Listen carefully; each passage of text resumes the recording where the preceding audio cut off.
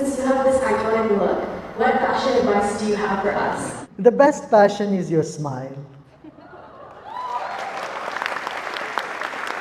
Keep a smile on. Often, in the fashion parades, I was told that the models are asked not to smile.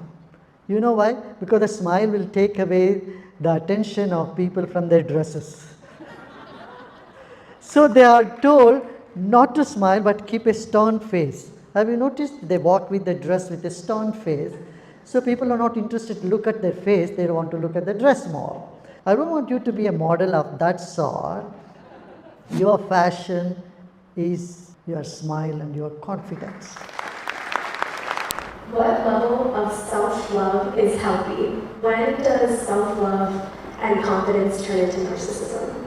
When you don't care for others, you become insensitive to others' existence, others' wishes.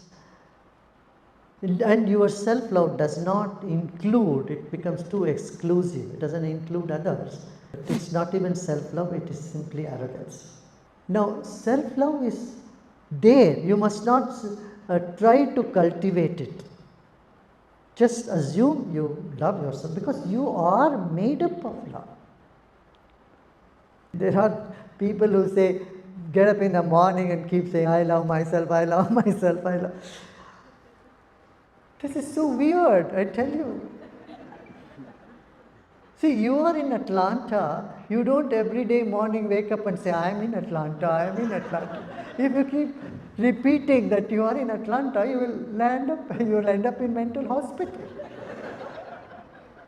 So this so-called self-esteem program and asking one to know, I love myself, this is counterproductive to be a normal human being. So you should not say that, know that you are loved, you love yourself, that's it. How to properly help someone dealing with trauma and kind of how to help them cope with their pain. We must teach them the breathing, sky breathing technique, number one. Second, a little bit of meditation, that will do. And the third thing I would say is sympathy or pity doesn't help here so much. You have to tell them, look, you can handle it. You are strong. Not to say, oh, you poor thing, I'm so sorry for you. This type of, consoling doesn't help. Say, hey, come on, wake up. You can do it. You have the power. So invoke the inherent power in them rather than making them feel, oh, you are so sorry for them and things should not have happened to you, what has happened to you, like that. That sort of normal type of sympathy that people show. Another great question for the audience. When trust is broken, how can it ever be mended or rebuilt? Suppose you are in the same place. Put yourself in the shoes of that person. Due to some circumstances or some situation or whatever, you break someone's trust. How would you like to be treated? This is one perspective. Second is, maybe they are not as strong as you are, as committed as you are. Maybe they have some weak spots. Can you give them a chance? See them from a broader vision of what led them to break the trust? Can you see their situation from a wider spectrum or broad spectrum? You will end up saying, oh, poor thing. They didn't mean it, but they did something which they should not have done. You will have compassion for them. Or they succumbing to some temptation. Even then you will have compassion. Why do we still do things which we know to be harmful to ourselves? We still continue to do things which we know intellectually does harm to us. But somewhere there is a promise of happiness or joy from it. You do things, it's out of sheer habit, number one. Second, it could be from an expectation of some sort of pleasure. This smoking doesn't bring great bliss to people, but dropping it is very painful because it has become a habit. This is one situation. habits can push you into that corner of repeating things though you don't enjoy it. On the other side, certain things you do in which subconsciously your mind says, oh, I'm going to get some joy out of this. These are the only two situations. Now, how to get out of it? This is the second question, I know.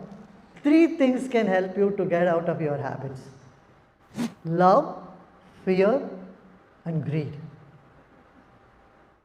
You use any of these. So, suppose someone tells you, look, if you stop smoking, you get so much luck that you will get a lottery in a month's time. You stop smoking for 1 month and you will get $1 million. I bet you everyone will say, ah.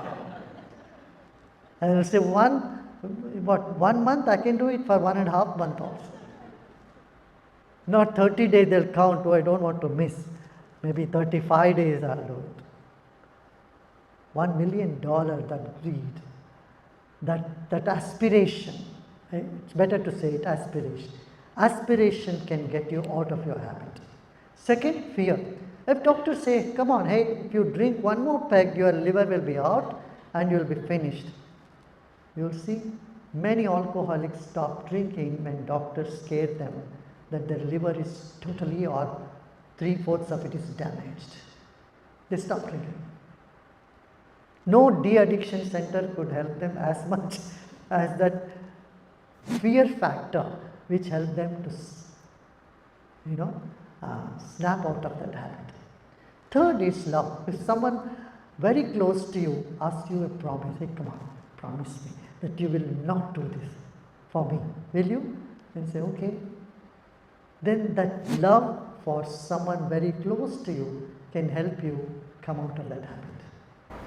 Another question from the audience. As a student studying in university with many distractions, how to manage time for meditation? Look, however busy you are, do you skip your meal? Do you skip taking a shower? Or do you skip brushing your teeth? No. Right? So, if I would call this as a mental hygiene, like you have dental hygiene, this mental hygiene. Take that 10 minutes to do some deep breathing. I tell you, it will add quality time to your life.